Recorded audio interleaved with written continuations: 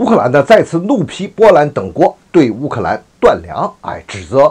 波兰这些国家的做法呀，那就是要把乌克兰的财政搞垮，那是雪上加霜的事情。哎呀，说起来这真是友谊的小船说翻就翻呐！在这个危难的时候啊，还是中国出手去帮助了乌克兰。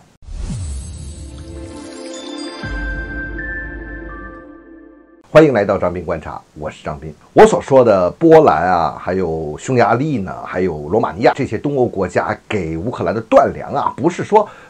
不给乌克兰粮食，乌克兰没粮食吃了，而是说不要乌克兰的这些农产品了，尤其是那个小麦产品，因为这个呢，他们认为是冲击了他们的市场。在4月的下旬的时候，波兰总理就实在是受不了这个了，就跑到欧盟那边去，就呼吁整个欧盟啊，就是要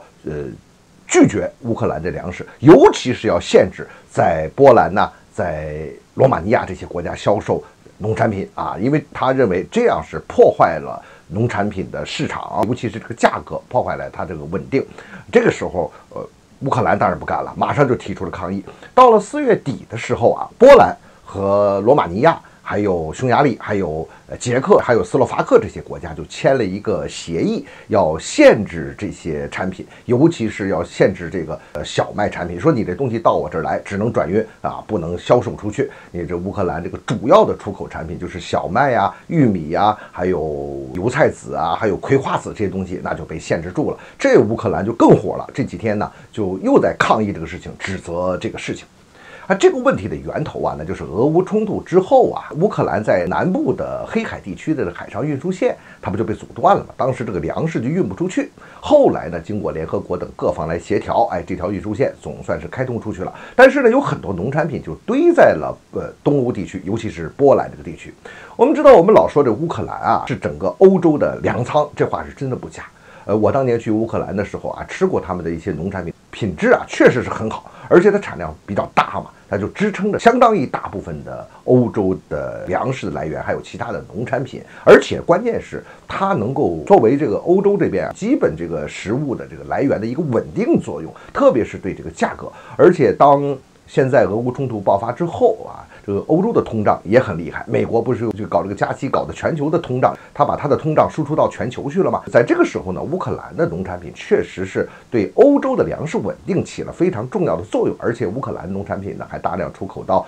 中东啊、非洲啊，包括土耳其。其实土耳其是最急的，因为土耳其的很多粮食来源于乌克兰啊，而且它的化肥啊大量是来源于乌克兰和俄罗斯嘛。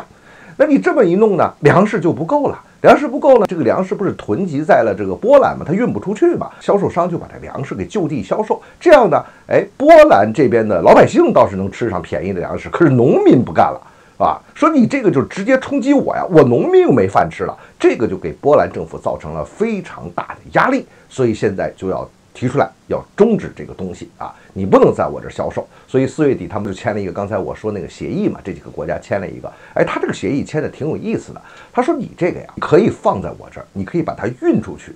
特别强调一下，我们不限制它呀，把它运到中国去。我们中国其实跟乌克兰在农业方面也有很多的合作呀，那毕竟呢是欧洲的粮仓，它的土地各种条件非常的好啊。我们在这个小麦方面，比如说这个玉米啊，这个油菜籽和这个葵花籽，这个对波兰冲击非常大的这些农产品，反倒是我们的需求也挺大。那在这时候呢，是最近呢，我们又给乌克兰增加了这种产品的订单。乌克兰一年啊，它要出口2000万吨的各种农产品，其中最大的订单啊，这农产品最大的这个采购者，那就是我们中国。这2000万吨里边有500万吨以上是我们的啊，是我们采购的。当然，第二位是到了西班牙那边。所以你看，在这个利益面前呢，这个说什么友谊啊、不友谊啊，这个波兰呐，我力挺啊，这个乌克兰一定要跟俄罗斯打到底啊，其实他是有私心的，他就是琢磨着